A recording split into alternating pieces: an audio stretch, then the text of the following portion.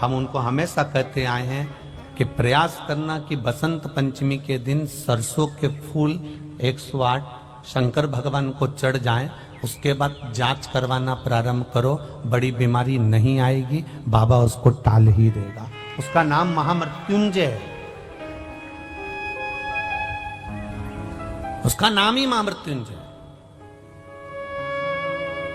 और हमने पहले भी बैतुल की कथा में कहा था कि सरसों का जो पुष्प होता है, कोई आप कार्य करने के लिए जा रहे हो, कोई ठेकेदारी करने के लिए जा रहे हो, उसमें भी सरसों का पुष्प देवाधिदेव महादेव के लिए बहुत प्रबल होता है, बहुत प्रबल।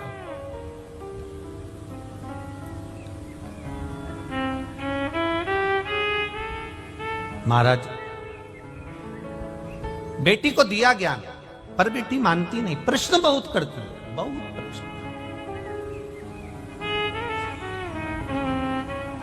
पहले का एक समय था जिस समय पर माता पिता जो कह देते थे बच्चे वो मानते थे। बीच का एक समय ऐसा आया कि माता पिता कहते जरूर है, बच्चा मानता भी है, पर मन में संशय रखता है। अभी का जो समय चल रहा है, जैसे टीवी पर वो क्या बोलते हैं उसको, डेबिट, क्या बोलते हैं उसको, डेबिट करना है सबको बिठा के टीवी पे, डिबेट है, ऐसे कुछ बोलते हैं ना। आज का समय केवल टीवी पर डिबेट करने का नहीं है, घर में भी रोज का डिबेट चल रहा है, प्रतिदिन का। पिताजी कहते हैं मंदिर जा, बेटा कहता है क्यों जाऊं, बस यही क्रम चालू हो जाता है। बहू कहती है सास को, सास कहती है बहू को, दोनों एक दूसरे की बात नहीं मान रहे, वो इधर पांव खींच रहा है, वो इधर पांव खींच रहा है, अंत उसका सार तत्व तक नहीं पहुंचा। जितने भी चैनल खोलो और उस पर डिबेट होता हुआ दिखे तो आप प्रयास करना कि इसमें कहीं मंजिल मिल जाए तो जरूर बताना। मंजिल नहीं मिलती, किसी लक्ष्य तक नहीं पहुंच पाते, बीच में ही उसको छोड़ना पड़ता और वो संशय में घूमता रहता है। आज भी घरों में यही हो रहा है। माता पिता बच्चों से कहें कि तू जल चढ़ाने जा, माता पिता बच्चों से कहें कि तुम प्रणाम करो, माता पिता बच्चों से कहें कि तुम भजन करो, माता पिता बच्चों से कहें कि तुम कीर्तन करो। पर ये व्यासपीठ, ये शिव महापुराण की कथा हमेशा कहते आई है कि कल परसों की कथा में भी कहा था, एक माँ ने अपने बच्चे का हाथ पकड़कर संत से कहा, गुरुजी मेरे बच्चे से कह दो कि ये शक्कर ना खाए, मीठा ना खाए। गुरुजी ने 1 हफ्ते का समय मांगा और 1 हफ्ते बाद गुरुजी ने कहा कि बेटा तुम शक्कर मत खाना। तो माँ को क्रोध आ गया, ये बात तो तुम 1 हफ्ते पहले भी कह सकते थे। तो गुरुजी ने कहा, कह तो सकता था, पर उस समय तक मैंने शक्कर छोड़ी नहीं थी, जब तक मैं छोड़ूंगा नहीं तब तक दूसरे से कहूंगा कैसे, इसलिए पहले मैंने छोड़ी है। आप सबसे निवेदन है, अपने बच्चे को ज्ञान देने से पहले स्वयं पहले मंदिर जाना प्रारंभ करो, शिव को जल चढ़ाना प्रारंभ करो, श्री शिवाय नमस्तुभ्यम कहना प्रारंभ करो, एक बेलपत्र बाबा को समर्पित करना प्रारंभ करो। फिर धीरे धीरे बच्चे अपने आप ढलते चले जाएंगे, उनको बोलने की जरूरत नहीं पड़ेगी, स्वयं ढले। आपको पहले कथा में कहा, एक आध बार आपने स्मरण किया होगा कि उसके मंदिर में जब जाओ, भोलेनाथ के चरणों में जब जाओ, मेरे त्रिकालदर्शी के पास जब जाओ, मेरे शंकर के मंदिर में, शिवालय में जब जाओ, आपसे पहले भी कहा, आज भी कह रहे हैं कि प्रसन्न होकर जाना, मुस्कुराकर। दुख कितना भी बड़ा हो, तकलीफ कितनी भी हो, कष्ट कितना भी हो, भगवान भी कह देते हैं अगर ये मेरे मंदिर में मुस्कुराते हुए आया है तो अब इसका दुख मैं काटूंगा, ये मुस्कुराता ही रहे, ये मुस्कुराएगा।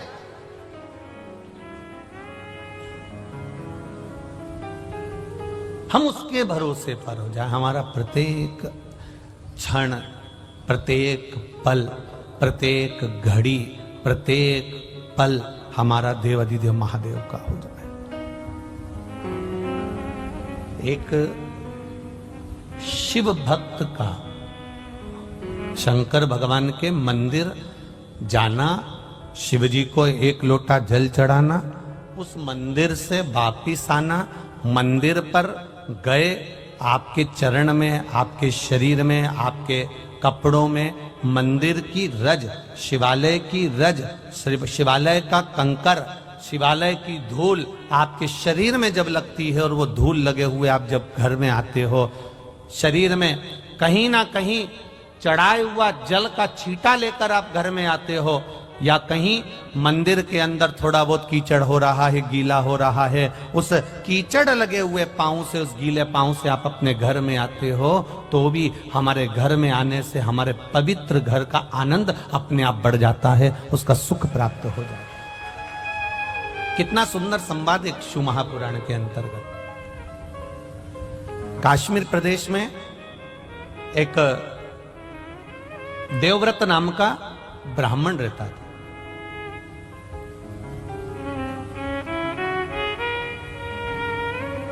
बड़ा धर्मात्मा था, पुण्यात्मा। भजन करना उसका एक आनंद था, भक्ति में लगा रहता, भजन में लगा रहता, राम नाम, कृष्ण नाम, शिव नाम का गुणगान करता रहता। अब एक बात आप लोगों को पहले कही कि ये जरूरी नहीं है कि पिता धर्मात्मा है तो पुत्र भी धर्मात्मा होगा। हम पहले कहे, आज फिर कहते हैं, 20 वर्ष तक माता पिता अपने बेटे को पढ़ाते हैं, लिखाते हैं, कॉलेज भेजते हैं, स्कूल भेजते हैं, कोचिंग भेजते हैं। 20 वर्ष तक माता पिता अपने बेटे को पढ़ा लिखाकर राम बनाने की चेष्टा करते हैं। 20 वर्ष तक माता पिता पढ़ाकर अपने बच्चे को राम बनाने का प्रयास करते हैं। और 20 दिन की, मात्र ओनली 20 दिवस, केवल 20 दिन, केवल 20 दिन की कुसंगति बेटे को रावण बना देती है। केवल 20 दिन की कुसंगति। 20 वर्ष तक माता पिता बेटे को राम बनाने का प्रयास कर रहे हैं। 20 वर्ष तक माता पिता बेटे को कोचिंग दे रहे हैं, ट्यूशन दे रहे हैं, अच्छी जगह पढ़ने भेज रहे हैं, ज्ञान की बातें कर रहे हैं, सब कुछ कर रहे हैं। 20 वर्ष तक माता पिता अपने बेटे को राम बनाने का प्रयास करते हैं, पर 20 दिन की कुसंगति बेटे को रावण बना देती है। कोई ऐसी संगत में बेटा पड़ जाता है, ऐसे मित्रों की संगति पड़ जाती है, ऐसे साथियों की संगति पड़ जाती है, ऐसे व्यक्ति की संगति पड़ जाती है कि उसका जीवन 20 दिन के अंदर वो रावण बन जाता है। उसका मन, चित्त, वृत्ति, उसके विचार अलग हो जाते हैं, घर से अलग।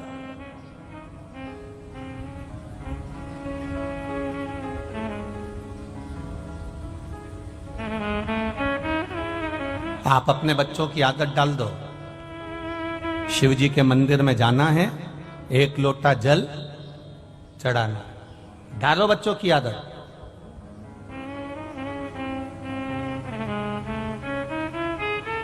जिस घर के बच्चे शंकर भगवान के मंदिर की सीढ़ी चढ़ना सीख जाते हैं, जिस घर के बच्चे शंकर भगवान के मंदिर का द्वार जाना चालू कर देते हैं, उस घर के बुजुर्ग कभी वृद्धाश्रम के द्वार नहीं जाते हैं।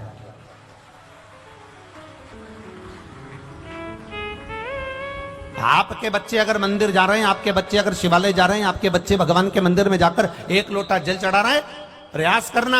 आपके घर का बच्चा अगर शंकर के मंदिर जा रहा है, आपके घर के बेटा बेटी अगर शिवालय जा रहे हैं, एक लोटा जल चढ़ा रहे हैं, एक लोटा जल समर्पित कर रहे हैं, तो ये विश्वास मानकर चलना कि आपको वृद्धाश्रम जाने की जरूरत नहीं पड़ेगी। क्योंकि जो शिव की सेवा करना जानता है, वो अपने घर के बुजुर्गों की सेवा करना भी जानता है। उसको आता है कि मेरे घर के बुजुर्ग की सेवा मुझे कैसे करना, उसको ज्ञात है।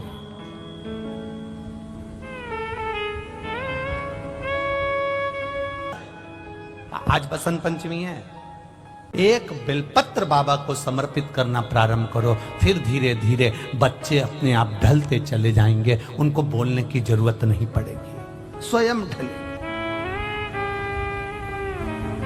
देवव्रत, कश्मीर प्रदेश में देवव्रत नाम का ब्राह्मण, और ब्राह्मण अपनी बेटी को हमेशा कहता है अपनी संगति सही रखना, विचार सही रखना, सोच सही रखना, गलत लोगों में मत पड़ जाना, गलत लोगों के बीच में मत जाना। बार बार अपनी बेटी को समझाता था, पर बेटी का विवाह कर दिया गया। बेटी का विवाह करने के बाद भी बेटी की चित्त बुद्धि सही नहीं हो पाई।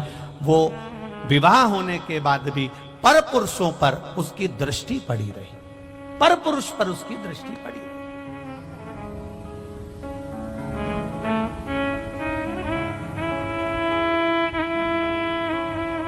महाराज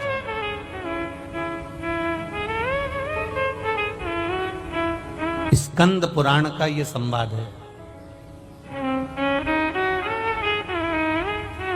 स्कंद पुराण का संवाद। दृष्टि गलत पड़ी रही। शादी होने के बाद भी पर पुरुष पर उसकी दृष्टि जाती थी। जो नारी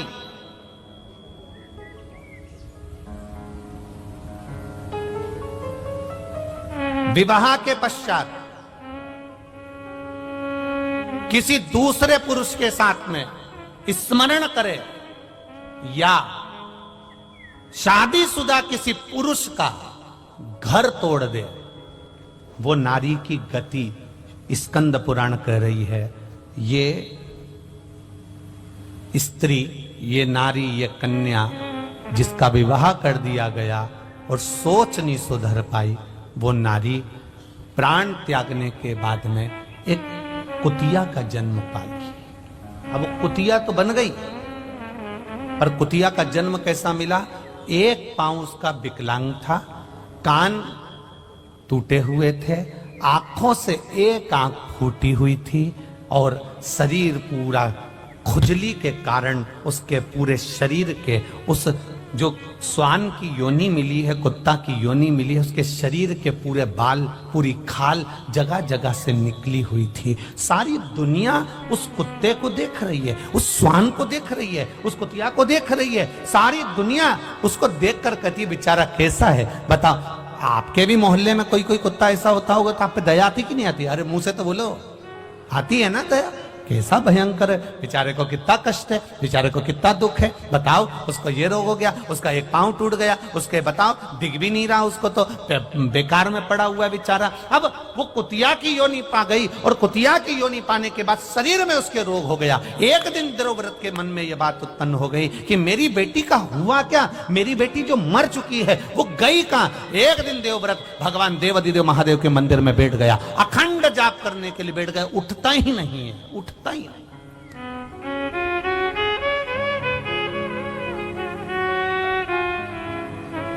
उठ ही नहीं रहा।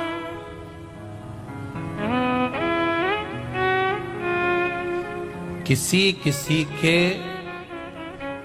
पूर्व का पुण्य होता है तो मनुष्य के जन्म में भी उससे भजन होता है।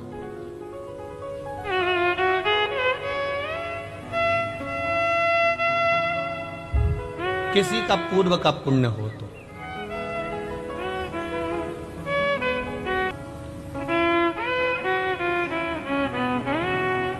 महाभारत में पांडवों में युधिष्ठिर, नकुल, सहदेव, भीम, अर्जुन ये सब थे। और जिस समय पर अर्जुन मर गया,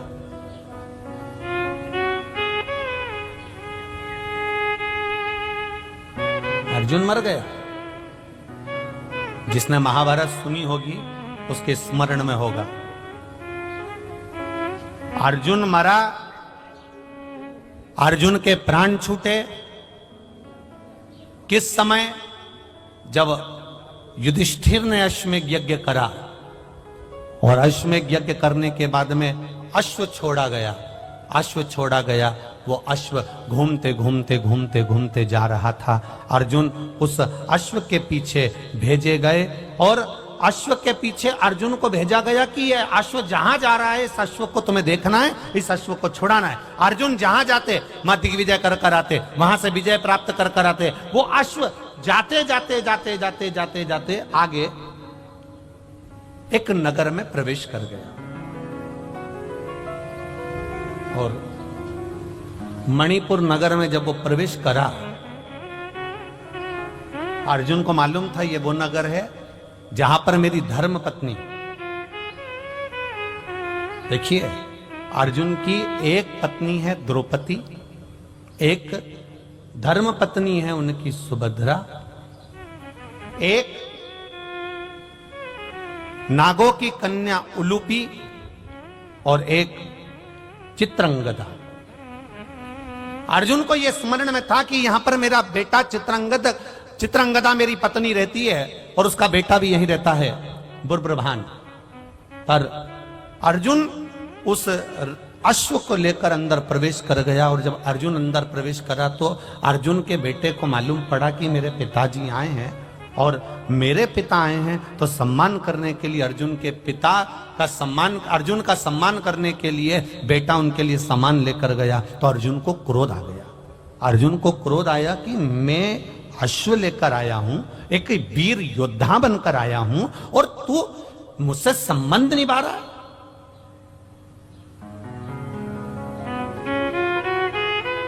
तुझे तो अश्व पकड़ना था और युद्ध लड़ना था, पर तू मेरा सम्मान करने के लिए आया है। अर्जुन ने अपने बेटे बुब्रभान को अपशब्द कहना प्रारंभ करा। इसी समय पर नागों की कन्या उलूपी बैठी हुई थी और उलूपी ने देखा कि बुब्रभान को अर्जुन चिल्ला रहे हैं। तब उलूपी ने कहा, बुब्रभान मैं तुम्हारी मां हूं बड़ी, एक काम करो तुम अपने पिता से युद्ध लड़ो। बुब्रभान ने कहा, मां अगर मैं पिता से युद्ध लड़ा और मेरे पिता को कोई घात हो गई तो? इसी समय पर उलूपी ने कह दिया, ये तो छत्राणी का जो पुत्र होता है, एक वीरानी का जो पुत्र होता है, वो युद्ध के मैदान में ये नहीं देखता कि पिता है कि कौन है, आओ और तुम युद्ध लड़ो। बस इतना कहना था और कहते से बुब्रभान ने बाण चलाना प्रारंभ करे, इधर अर्जुन ने बाण चलाना प्रारंभ करे। दोनों में भयंकर युद्ध हो गया और युद्ध होने के बाद जैसे ही युद्ध होते होते आगे तक बढ़ा, इतनी देर में बुब्रभान को भी घात लग गई और अर्जुन के प्राण छूट गए, अर्जुन मर गए, अर्जुन के प्राण छूट गए। आई चित्रंगदा रोती रोती आई, मेरा पति चले गया। बेटे तुमने क्या कर दिया, अपने पिता को मार दिया, अपने पिता को समाप्त कर दिया। मां मैं पिताजी के साथ युद्ध नहीं लड़ना चाहता था, पर मां ने कहा है, उलूपी माता बोली है मुझसे युद्ध लड़ने के लिए। चित्रंगदा ने कहा, उलूपी तेरा मेरा मांग का सिंदूर उजड़ गया और तू अपने बेटे से कहती है कि युद्ध लड़ो। चित्रंगदा के सामने उलूपी ने कहा, मैं छत्राणी हूं, छत्री की बेटी हूं, मैंने अपने बेटे को, इस बुब्रभान को केवल एक छत्री का फर्ज अदा करने का प्रयास करा है। ब्राह्मण हो ब्राह्मण कर्म से पीछे मत हटना, वैश्य हो वैश्य कर्म से पीछे मत हटना, क्षत्रिय हो क्षत्रिय कर्म से पीछे मत हटना और शूद्र हो तो शूद्र कर्म से पीछे मत हटना। यह हमारा धर्म भी है और हमारा कर्म भी है, उससे हम पीछे कैसे हटें? तुमने श्रेष्ठ नहीं करा, तुमने अच्छा नहीं करा। रो रही, चित्रंगदा रो रही है।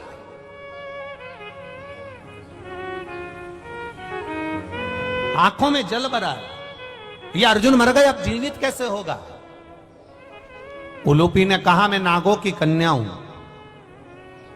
मैं जानती हूं अर्जुन को जीवित कैसे करना, क्या कर सकती हो? बुब्रभान धृतराष्ट्र सर्प के पास जाना और धृतराष्ट्र सर्प के पास जाना और उस धृतराष्ट्र सर्प कौन? शिव जी के गले में कौन सा नाग होता है? जम के बोलो जरा। वासुकी नाग शंकर भगवान के गले में होता। वासुकी नाग का सबसे बड़ा बेटे का नाम था धृतराष्ट्र। वो धृतराष्ट्र नहीं, पांडव और कौरव वाला, वो अलग है। वासुकी नाग का सबसे बड़ा पुत्र है धृतराष्ट्र, सबसे बड़ा बेटा। एक बार देवाधिदेव महादेव जब वासुकी नाग पर कृपा कर दिए थे तो वासुकी नाग ने देवाधिदेव महादेव से मांग लिया था, मुझे ऐसी मणि प्रदान कर दीजिए भोलेनाथ, जिस मणि को किसी से छुआया जाए और वो मरा हुआ भी जीवित हो जाए। देवाधिदेव महादेव ने कहा वो मणि तो केवल एक महामृत्युंजय मणि है, मैं तुझे दे देता हूं। और शंकर भगवान ने वो महामृत्युंजय मणि धृतराष्ट्र को दे दी थी। उलूपी ने कहा धृतराष्ट्र के पास जाओ, वासुकी नाग के बेटे के पास में जाओ और वो मणि लेकर आओ। वो मणि अगर होगी तो वो मणि से वो जीवित हो सकता है, इसके सिवा जीवित नहीं होगा। भूब्रभान धृतराष्ट्र सर्प के पास गया, नाग के पास गया, मेरे पिता को जीवित करना है। धृतराष्ट्र ने कहा तेरे पिता को जीवित करने की सामर्थ्यता मुझ में नहीं है, मैं मणि दे भी दूंगा पर तेरा पिता जीवित नहीं हो सकता। कब तक? जब तक देवाधिदेव महादेव इशारा ना कर दें तब तक इसका काल नहीं टल सकता, क्योंकि उसका नाम महाकाल है। जाओ उसके पास, पहुंचो उसके पास। भूब्रभान, उलूपी, चित्रंगदा शिव जी की आराधना में लग गई और भगवान देवाधिदेव महादेव ने क्या कृपा करी। शंकर भगवान ने खुद धृतराष्ट्र से कहा बेटा मणि दे दीजिए। वो मणि बुब्रभान लेकर गए और ले जाकर अपने पिता को जब स्पर्श कराया, अर्जुन वापिस जीवित होकर बैठ गया। अकाल मृत्यु वो मरे जो काम करे चंडाल का, काल उसका क्या बिगाड़े जो भक्त हो मां। कोई पुरुष व्रत करता है, उपास करता है, उपास करता है, वो किसी भी देवता का उपास करे, शनिवार का करे, मंगलवार का करे, बुधवार का करे, गुरुवार का करे, रविवार का करे, तीज का करे, चतुर्थी का करे, अष्टमी का करे, एकादशी का करे, प्रदोष करे, द्वादशी करे, पंचमी करे, तीज करे, छठ करे, नवरात्रे करे, चतुर्थी करे, कोई पुरुष या स्त्री या बच्चा कोई भी व्रत करता है, जिस दिन वो व्रत रखता है उस दिन उसके शरीर में कौन सी देवी का अंश आकर विराजमान हो जाता है जिससे वो व्रत सफल कर पाता। बोलो रे भाई, कौन सी देवी का अंश आ जाता है जिससे उसका व्रत, किसी भी व्रत को करे, वो एकादशी करे, द्वादशी करे, प्रदोष करे, सोमवार करे, मंगलवार करे, बुधवार करे, नवरात्रे करे, तीज करे, चतुर्थी करे, छठ करे, प्रदोष करे, दिवाली करे, दशहरा करे, जो व्रत उसको करना है करे, मंगलवार करे, वो कौन सी देवी एक ऐसी होती है, भगवान शंकर की वो कौन सी एक माता, एक देवी ऐसी है जो व्रत करने वाले की तप साधना में साथ देती है और उसकी तप साधना को बढ़ाने का काम करती है। वो केवल एक देवी है, शाकंभरी माता। कौन सी माता है? माता शाकंभरी, केवल एक है जो व्रत साधना तप आराधना करने वाले के साथ हमेशा साथ देने के लिए उसके हृदय में विराजमान होती है, उसके चित्त वृत्ति में बैठी रहती है। भजन का बल पर शाकंभरी तप साधन। कितना सुंदर कहा है, जो व्रत करता है ना, हम तो यहां तक कहते हैं कि अगर कोई कथा सुनने बैठा हुआ है, कथा सुन रहा है, आपको जाना है, आपका शरीर का जरा सा अंश भी चलते समय दूसरे के शरीर को नहीं लगना चाहिए। शिव महापुराण में वर्णन आया है पितरों की 3 कन्याओं का, मेना, धन्या, कला, इन तीनों का वर्णन आया है। पितृलोक में ये तीनों आराम से रह रही थी और सनकादि ऋषि बैठकर तप कर रहे थे, कथा की चर्चा कर रहे थे, सत्संग कर रहे थे। पहले मेना निकल कर गई, फिर धन्या निकल कर गई, फिर कला निकल कर गई, एक के पीछे एक तीनों निकल कर गई। तीनों निकल कर गई, इनका शरीर का लहंगा संत सनकादि ऋषि के जंघा पर पड़ गया। क्रोध आ गया, ऐ मेना, धन्या, कला, मैं तुम्हें श्राप देता हूं कि तुम तीनों मृत्यु लोक में एक साधारण सी स्त्री बनोगी। तीनों बिलख रही हैं, तीनों रो रही हैं, तीनों की आंख में आंसू भरा हुआ। क्षमा कर दीजिए नाथ, क्षमा कर दीजिए। सनकादि ऋषियों ने कहा, जब कोई कथा सुनने के लिए बैठता है, सत्संग करने के लिए बैठता है, सदगुरु की शरणागति में बैठता है, मंदिर देवालय में बैठता है, भगवान के भजन में बैठता है, जितनी देर वो भगवान का गुणगान करने बैठता है, उतनी देर तक उसके हृदय में शकंभरी माता का निवास होता है। शकंभरी माता ऐसे अलग से नहीं रहती। जितनी देर वो तप साधना में, भजन में, संकीर्तन में, कीर्तन में, स्मरण में डूबा रहता है, उतनी देर तक शकंभरी उसके अंदर रहती है। जब आपका शरीर जाते जाते उसको लात लगती है, शरीर का अंग लगता है, कोई सामान लगता है, शकंभरी को क्रोध आता है और वो क्रोध उसके मुख से निकलकर तुम्हें श्रापित कर देता है। इसके फल अनुसार तुम्हें तीनों को मृत्यु लोक में जाना पड़ेगा, चरणों में। और जिस समय हम तप लिए, सुगंध अपने आप बढ़ती चली जाए, अपने आप बढ़े।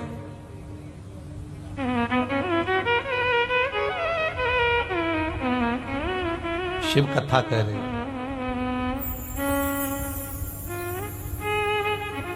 देवव्रत ने जैसे ही तप साधना करी, नंदी आए, सुंदर एक बालक का रूप रखकर आए।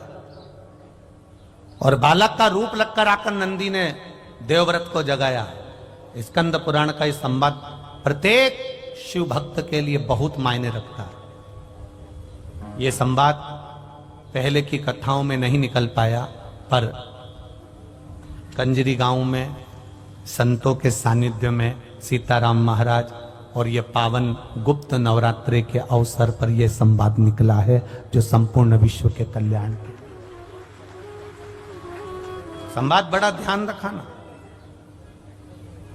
नंदी 5 वर्ष के बालक का रूप रखकर आए और नंदी देख रहे हैं कि देवव्रत समाधि में लीन है, तप में लीन है, भगवान की भक्ति में लीन है।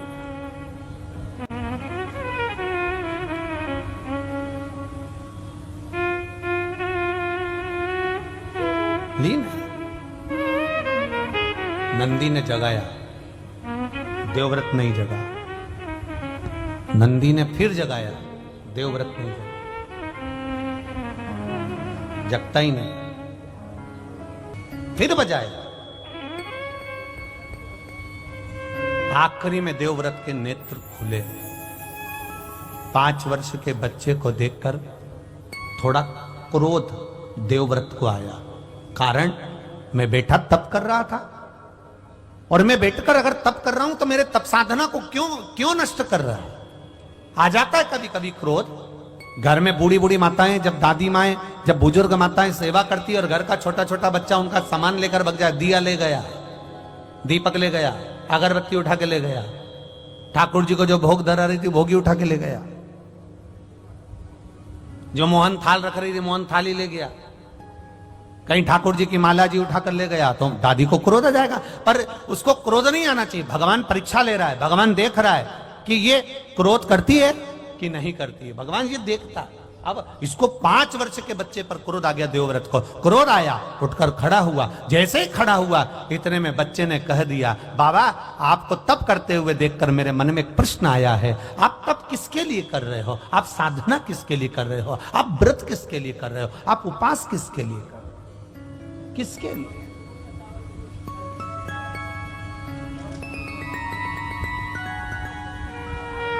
देवव्रत ने कहा, बस मेरी एक इच्छा है।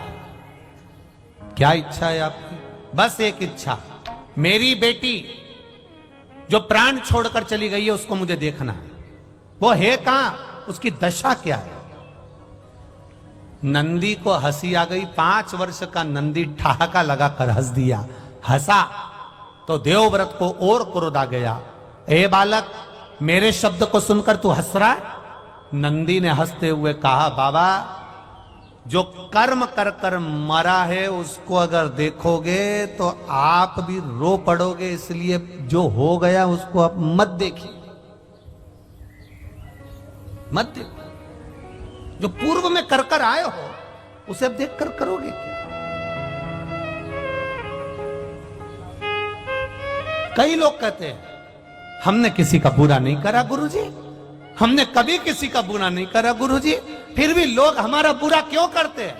हम कहते हैं जी जी, इस जन्म में तुमने किसी का बुरा नहीं करा, पर अगला जन्म किसने देखा कि तुमने किसका बुरा करा होगा? जिसका करा होगा वो आज तुमको त्राड़ दे रहा है, आज तुमको कष्ट दे रहा है। जिसने पूर्व समय में गौ माता को एक रोटी दी, प्रेम से उसको सहलाया, वो गौ माता तुम्हारे घर में बहू माता बनकर आ गई।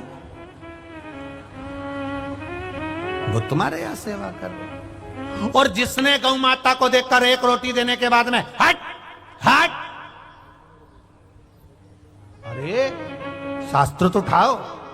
कितने वीरों में वीर थे राजा जनक, राम जी महाराज के ससुर, दानवीर, भजनावली, कीर्तनी, दुनिया के लोग उनका नाम उच्चारण करते हैं। राजा जनक जैसा कोई नहीं, राजा जनक जैसा कोई नहीं, राजा जनक जैसा कोई नहीं, राजा जनक जैसा कोई नहीं। जनक जितने बड़े दानी थे, पुण्यवात्मा थे, स्मरणी थे, भजनावली थे, कीर्तनी थे, उसके बाद भी राजा जनक को नरक का द्वार जाना पड़ा। कारण क्या था? उसके बाद भी राजा जनक नरक के द्वार पर, केवल एक कारण से। राजा जनक भी नहीं समझ पाए कि मुझे और नरक, इतना मैंने पाप कुछ नहीं करा, मैं तो राम जी का ससुर हूं, मैंने जानकी को पाला है, जानकी मेरे पास में रही है, मैंने सब यज्ञ करा है। और शास्त्र कहता है, श्रीमद् भागवत कहती है, देवी भागवत कहती है कि वेद व्यास जी महाराज के यहाँ सुखदेव जी महाराज का प्रागट्य हुआ। सुखदेव जी महाराज शादी करने को तैयार नहीं हुए, तब वेद व्यास जी ने कहा किसी गुरु की शरणागति जाओ, तो वो राजा जनक की शरणागति में गए थे। और राजा जनक जी के दरवाजे पर जाकर सुखदेव जी महाराज खड़े रहे थे। और सुखदेव जी महाराज के कोई गुरु हैं तो वो जनक जी महाराज हैं। जब सुखदेव जी के गुरु जनक जी हैं, राम जी के ससुर जनक जी हैं, माता जानकी के पिता जनक जी हैं, तो फिर इनको नरक क्यों जाना पड़ा? केवल एक जरा सा काम था, एक छोटा सा काम, छोटा सा। जनक जी का रथ जा रहा था। अब समझना जरा, लोग कहते ना हमने किसी का बुरा नहीं करा, तो हम कौन? ऐसा क्यों हो रहा है? हमें तकलीफ क्यों आ रही है? हमें दुख क्यों आ रहा है? हमें कष्ट क्यों आ रहा है? हमें बीमारी क्यों आ रही है? ना तो मैं सुपारी खाऊं, ना मैं कभी गलत चीज खाऊं, उसके बाद भी मुझे रोग क्यों आ रहा है? तकलीफ क्यों आ रही है?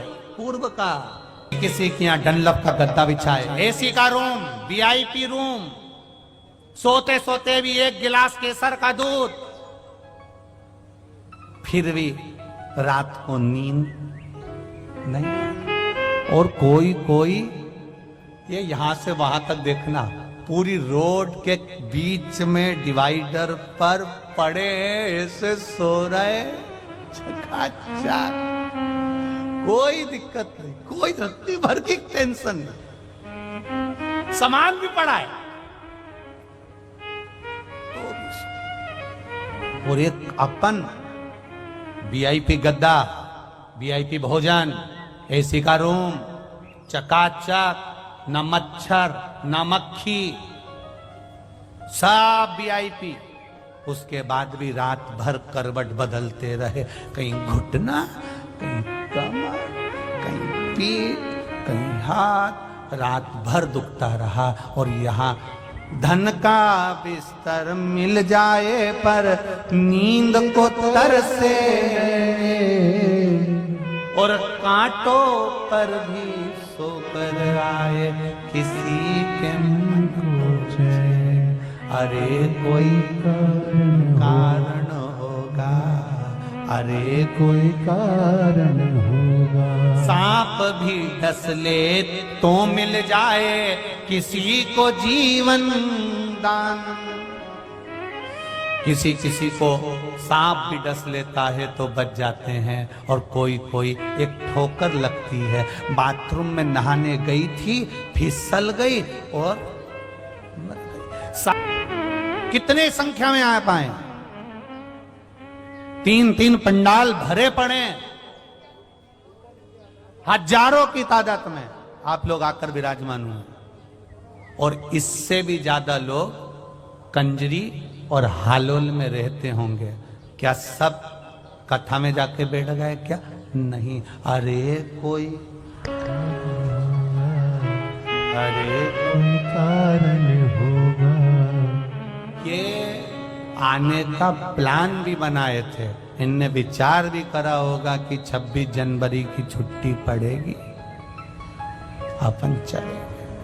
इनने सब प्लान बनाया, इनके प्लान से क्या होता है? पहले महादेव को भी तो प्लान बना दो कि तेरा क्या होगा रे कालिया। यहां बुला लेंगे तो फिर तो सर्टिफिकेट मिल जाएगा। अगर यहां बुला लिया, यहां तक पहुंच गया तो इसको एक प्रमाण पत्र मिल जाएगा। ये प्रमाण पत्र लेकर ऊपर पहुंच गया तो देख लो, शिव महापुराण की कथा में गया था कंजरी, यमराज मेरे से तो कुछ बोलना ही मत, डिग्री है। तो भोलेनाथ ने भी सोचा भैया जितनों को डिग्री देना है उतनों को ही बुलाओ, बाकी को डिग्री से दूर रखो, देंगे ऊपर आकर। वैसे ही गुजरात वालों ने बहुत आफत करके रखी है दिल्ली में बैठकर। अब बोल तो बोल, तो इन्होंने कहा इनको नीचे ही पावागढ़ में इनको पंछीड़ा रे उड़ के जा, इनको वही गरबा रमने दो।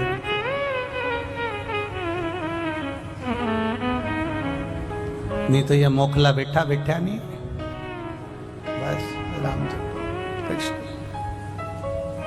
कहे।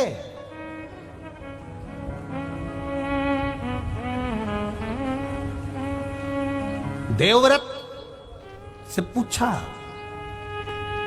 बोलो पूर्व का क्या देखना है तुमको? मेरी बेटी का जीवन देखना है मुझे, मेरी ही बेटी मत देख। देवव्रत रोएगा, तड़फेगा बेटी की दशा देखकर।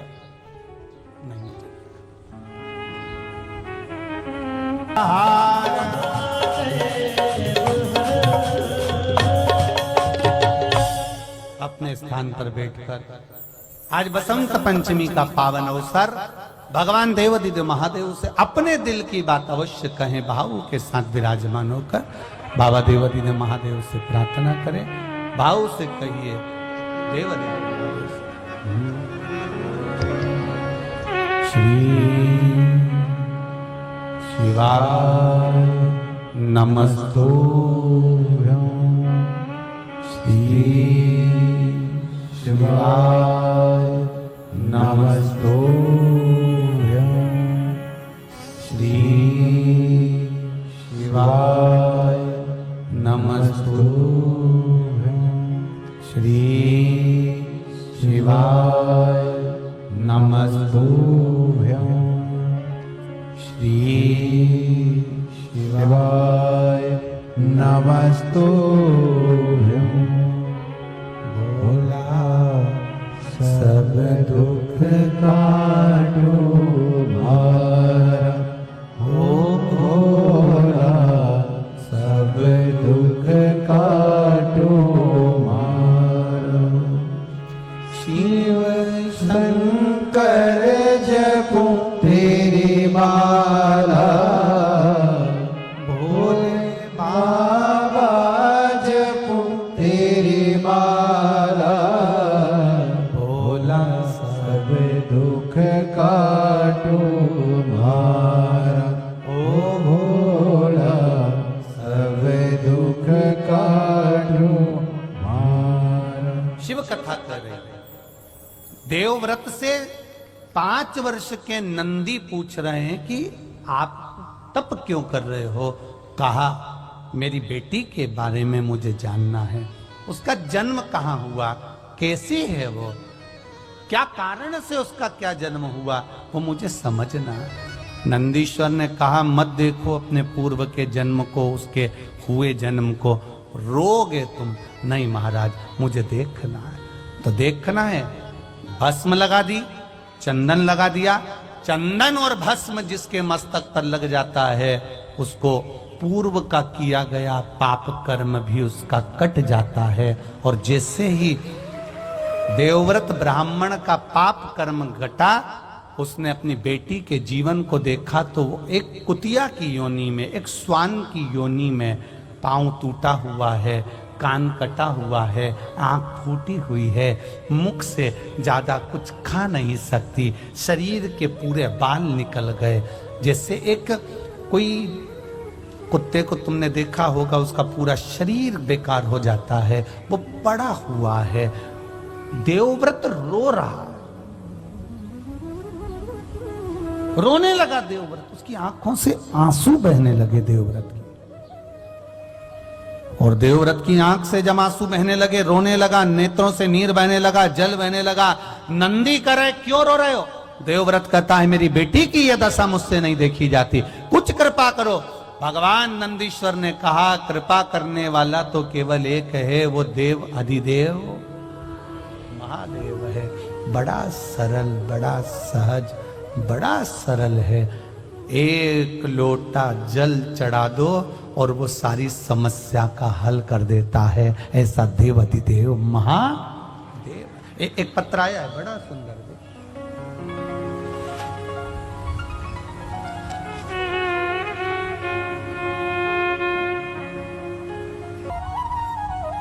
जो नहीं समझा उसको लगेगा केवल शिव महापुराण की कथा।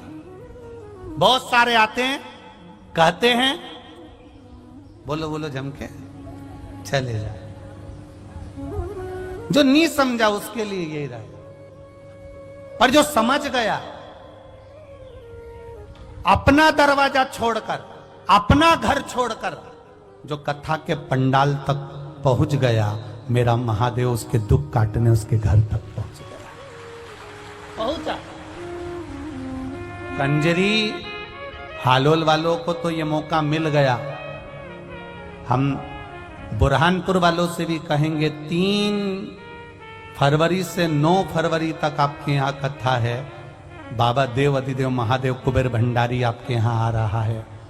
दिल से बाबा से प्रार्थना करना और अपने पूरे इष्ट मित्रों के साथ में दोपहर 2 बजे से 5 बजे तक नवी कृषि मंडी में बरहानपुर में सुंदर कथा का लाभ लेकर बाबा से प्रार्थना करना कि आपका जीवन बाबा के चरणों में सार्थक। और जो रह गए कंजरी के लोग, हालोल के, उनसे भी निवेदन है, बाद में विचार करने में आएगा। गंगा नजदीक में आई और मैं डुबकी नहीं लगा सका, मेरी जिंदगी का मैं आनंद नहीं ले सका। आएगा।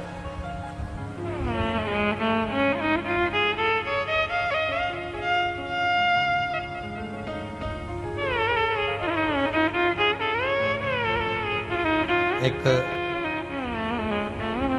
हॉस्पिटल होता है, एक एम्बुलेंस होती है। हॉस्पिटल और एम्बुलेंस दोनों में अंतर है। हॉस्पिटल चलकर तुम्हारे पास तक नहीं पहुंचेगा, चलकर कौन पहुंचेगी?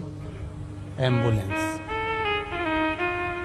प्राथमिक उपचार करती करती एम्बुलेंस तुम्हें हॉस्पिटल तक ले जाएगी और फिर तुम्हें ठीक कर देगी। ये शिव महापुराण की कथा नहीं है, ये 7 दिन की एम्बुलेंस है। जो आकर बैठ गया वो परमात्मा के चरणों तक पहुंच गया। हे दुख, जीवन है, मनुष्य का शरीर है, मानव की देह, ये मानव का शरीर मिला है। ऐसा नहीं कोई संत, कोई साधु, कोई गुरु, कोई महात्मा, कोई जोगी, कोई सन्यासी, कोई तपस्वी, कोई साधक, कोई उपासक, कोई आपसे कह दे कि मैं आपको ऐसा कर देता हूं कि आपको दुख ही नहीं आएगा, तो फिर आप उसके हाथ जोड़ लेना और कह देना जब राम जी थे उन पर भी दुख था, उनके भी गुरु एक से बढ़कर एक थे, तो फिर वो दुख क्यों नहीं काट सके? दुख आया है तो झेलना तो पड़ेगा। बस भजन के बल पर वो दुख थोड़ा थोड़ा कटते चले जाता है और हम परमात्मा के होते चले जाते हैं। कोई कहे तुमसे कि दुख नहीं आएगा, कपट नहीं आएगा, तुम्हारे जीवन में तकलीफ नहीं आएगी, कष्ट नहीं आएगा, हो ही नहीं सकता, नहीं हो सकता, बिल्कुल नहीं हो सकता। दुनिया के दुख हरने वाले पर भी दुख आन पड़ा, जग को रोशन करने वाले को आधी रात में आना पड़ा। दुनिया के बंधन काटता वो, उसको भी जेल में आना। जो दुनिया के बंधन काटता है वो कारागार में जन्म ले रहा है, साधारणता नहीं है। ये पूर्व के कर्म का भोग। एक चिड़िया को सीता जी ने कैद में रखा, मां जानकी को कैद में रहना पड़ा। राम जी ने छुप कर मारा था बाली को, उस बाली ने छुप कर मारा भगवान कृष्ण के चरणों में मारा। जरा नाम का व्याघ्र मन को कर्म का भोग है, भोगना। जो पूर्व में किया आज भोगेंगे, आज करेंगे, फिर भोगेंगे। उसको कौन टाल सका? देवव्रत रो रहा है, मेरी बेटी की ये दशा, एक स्वान की योनि, एक कुतिया की योनि, मेरी बेटी की। बिलक पड़ा, रोह पड़ा, कुछ नहीं कर रहा। शंकर भगवान के शिवालय को, शिवलिंग को पकड़ लिया और पकड़कर देवव्रत आंख से आंसू बहाने लगा। कुछ कृपा करो करुणा सागर, करुणा कर दीजिए दातार, कृपा कर दीजिए। मेरी बेटी ऐसी भयंकर योनि में पड़ी हुई है, शरीर पूरा खुजला हो गया है उसका, क्योंकि उसको अभिमान इतना था। पिता देवव्रत अपनी बेटी को समझाता था, गलत दृष्टि मत करना, गलत जगह पर मत जाना। परसों की कथा में कहा था, नियत, नीति और नजर, ये तीन गलत जगह पर चली जाती है तो जिंदगी बर्बाद हो जाती है। नियत अगर गलत हो गई तो बर्बाद हो गए, नीति अगर गलत हो गई तो बर्बाद हो गए, और नजर अगर गलत हो गई तो बर्बाद हो गए।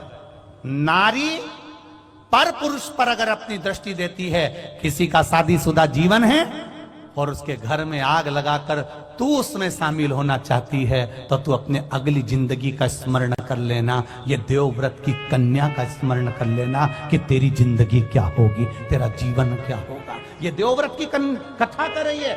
एक इतना बड़ा ब्राह्मण, ऐसा साधु, ऐसा सन्यासी, ऐसा तपस्वी, ऐसा साधक, ऐसा उपासक जो भगवान शिव की भक्ति में लगा है, तो भी इस कन्या को भोगना पड़ रहा है। क्यों? कर्म का भोग है। तेरी शादी हो गई थी, जिस पुरुष के साथ तू रह रही थी उसकी भी शादी हो गई थी, उस नारी को रोना पड़ रहा था, हाथ जोड़कर कहती थी मेरे पति को छोड़ दे, मेरे पति को त्याग दे, पर तू उससे इतनी आसक्ति कर बैठी, इतनी आसक्ति कर बैठी इस शरीर के चक्कर में। अब शरीर का सुख अब भोग ले। पांव टूट गया, आंख फूट गई, कान कट गया और पूरा शरीर खुजेला होकर और पड़ा है एक कोने में। देवव्रत रो रहा है, मेरी बेटी का उद्धार कैसे होगा, मेरी बेटी का उद्धार कैसे होगा। ये केवल स्त्री के लिए नहीं है कथा, पुरुषों के लिए भी है। तुम भी स्मरण करना, किसी के साथ अगर गलत कर्म किया है तो तैयारी रखना, ये अगर स्वान रूप में कुतिया बन सकती है तो तुम भी कुत्ता तो बन ही सकते हो। स्मरण रहे आपको, स्मरण रहे। नियत, फिर बोलो तीन चीजें, नियत, नीति, ये बहुत काम की है, ये नजर बच नहीं पाएगा। बड़ा मुश्किल है बच लो आप। रो रहा है देवव्रत, मेरी बेटी की दशा सुधर जाए ऐसा करूं। शिव जी का शिवलिंग पकड़कर बैठ गया, क्षमा करो, क्षमा करो, क्षमा करो।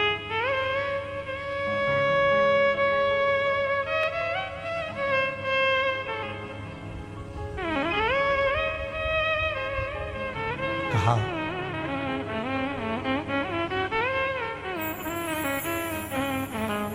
नरसिंह मेहता,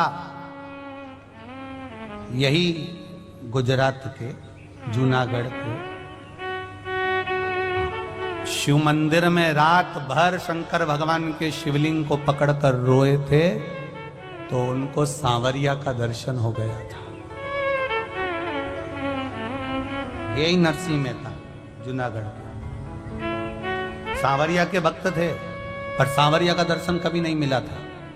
शंकर जी का शिवलिंग पकड़कर रोए तो शंकर भगवान प्रकट हो गए, मांग तुझे क्या चाहिए? सांवरिया का दर्शन चाहिए, चल मेरे साथ। नंदी पे बिठा कर ले गए, नंदी पे। सांवरिया गौलोक धाम में रास कर रहे थे राधा जी के साथ में, ले जाके इनको खड़ा कर दिया। सांवरिया सेठ नाचते नाचते नाचते नाचते जो नरसिंह जी को देखे तो पूछ लिया, यहां तो लोग मरने के बाद आते हैं, तू तो जीते जी आ गया, कौन लाया तुझको यहां? नरसिंह जी बोले, जो लाया है वो बाहर खड़ा है। तो क्या उसको अंदर क्यों नहीं लाया? क्योंकि मैं अंदर नहीं जाऊंगा। पूछा क्यों? कि जो अंदर नाच रहा है वो नाचने में एक्सपर्ट है, जिसको देख लेता उसको नचाना चालू कर देता। एक बार की बात है, भगवान सांवरिया सेठ ब्रजभूमि में लीला कर रहे थे और मैंने पार्वती जी से कहा था कि मुझे भी रास मंडल में जाना है। पार्वती जी ने खूब मना करा पर मैं नहीं माना। फिर मैंने, पार्वती जी जब मेरा श्रृंगार नहीं करी तो मैंने खुद 3-4 ब्यूटी पार्लर बुक कर दिए और 4 पार्लर बुक करे। तब वहां से कोई आया, फिर आके उन्होंने मेरे केश खोले और उनको चोटी बनाना चालू करा। 6 महीने तो उनको बाल सुलझाने में लग गए। तब उन्होंने चोटी तैयार करी, फिर मुझे साड़ी पहनाई, मेरा सुंदर श्रृंगार करा। सुंदर सुंदर। नरसिंह जी बोले सांवरिया सेठ से, मैंने उनसे कहा भी, तुम्हें कोई पहचाना नहीं? सांवरिया सेठ से बोल रहे नरसिंह जी कि मैंने उनको कहा कि तुम्हें कोई पहचाना नहीं। तब सांवरिया सेठ वो भोलेनाथ जी कह रहे थे कि वो पार्लर वालों ने ऐसा श्रृंगार करते हैं, ऐसा श्रृंगार करते हैं कि वो तो जब मुंह धुलता है तब मालूम पड़ता है कि है क्या। तब समझ, ऐसे तो मालूम ही नहीं पड़ता। बाबा भोलेनाथ का जो श्रृंगार किया, ऐसे सुंदर तैयार होके शंकर जी बोले, मैं ब्रजमंडल में गया और मैं नाचने लगा गोपी बनकर, ऐसा नाचा ऐसा नाचा ऐसा नाचा। अब सांवरिया सेठ के पास में इसलिए जाना नहीं चाहता क्योंकि नाचते नाचते इनकी बुद्धि ना जाने कहां चली गई। नाचते नाचते बोले, ए गोपियों, इतने दिनों से मैंने तुम्हारा कभी मुंह नहीं देखा, जरा सब लाइन से खड़ी हो जा। अब मैंने भी मन में सोचा आज ही देखना था। जिस दिन ट्रेन का टिकट नहीं लेते हैं उसी दिन टीसी से मुलाकात होती, ये पक्का है। ऐसे तुम रोज चले जाओ, ट्रेन का टिकट लो, बैठो, उस दिन टीसी नहीं आएगा, पक्का। तुम टिकट लेके बैठो, टीसी नहीं आएगा। और जिस दिन तुमने टिकट नहीं लिया,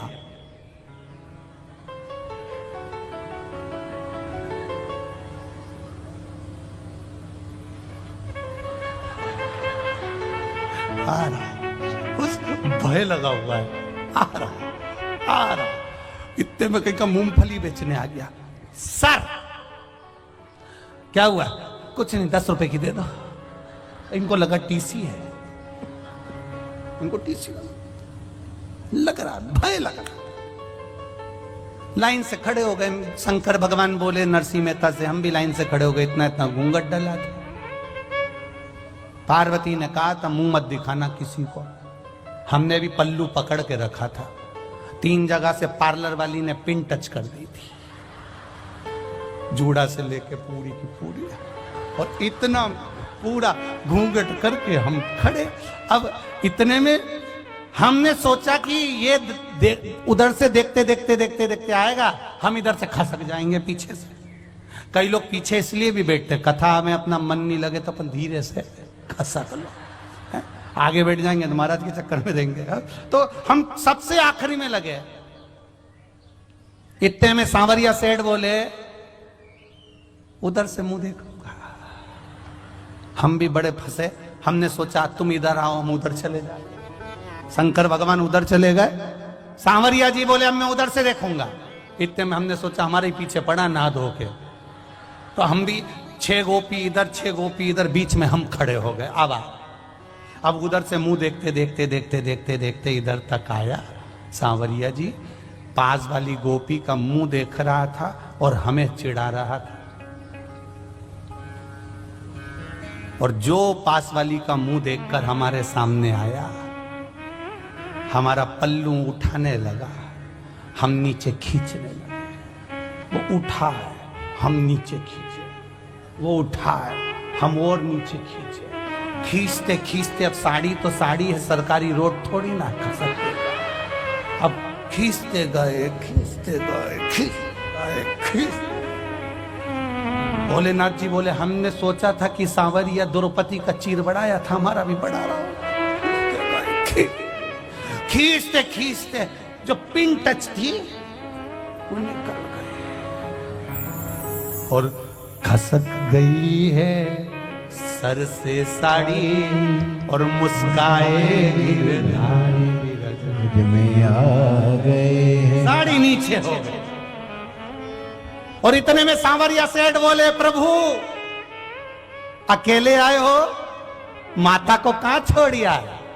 तो हमने भी वापिस पल्लू लेके बोला, हम ही तो माता है, हम ही माता है। अब जैसे ही बोले इतने में भगवान सांवरिया सेठ ने कहा, गोपियों तुम सब अपने घर जाओ, आज शरद पूर्णिमा का दिन है, मैंने पहली बार ऐसी सुंदर गोपी देखी है, इसी के साथ नाचूंगा, तुम जाओ। दादा इतना नचाया, इतना नचाया, तांडव कर लूंगा पर कभी गोलोक धाम नहीं जाऊंगा, कभी। इतना नचाया, नाच नाच के थक गए। आखिरी में हमने सांवरिया जी से कहा, हमारे घर कैसे जाएंगे? सांवरिया सेठ ने मनसुखा, सिदामा, मधुसूदन, दाऊ सबको बुला लिया और उनके पिताजी की खटिया बुलवा ली, पलंग निवाड़ की, और उस पे हमको सुला दिया और 4 लोग लेके हमको पापी छोड़ दिया है। फिर हमने पार्वती से कहा, पार्वती बड़े दुख में हैं हम। पार्वती जी बोली, मैंने पहले ही मना करता, मेरे से तो बोलना ही मत कि पांव दबा। जब मैं मना करी थी तुम गए काहे? इसलिए मेरा निवेदन है, पतियों से थोड़ा कभी कभी पत्नी का कहना मान लिया करो, कभी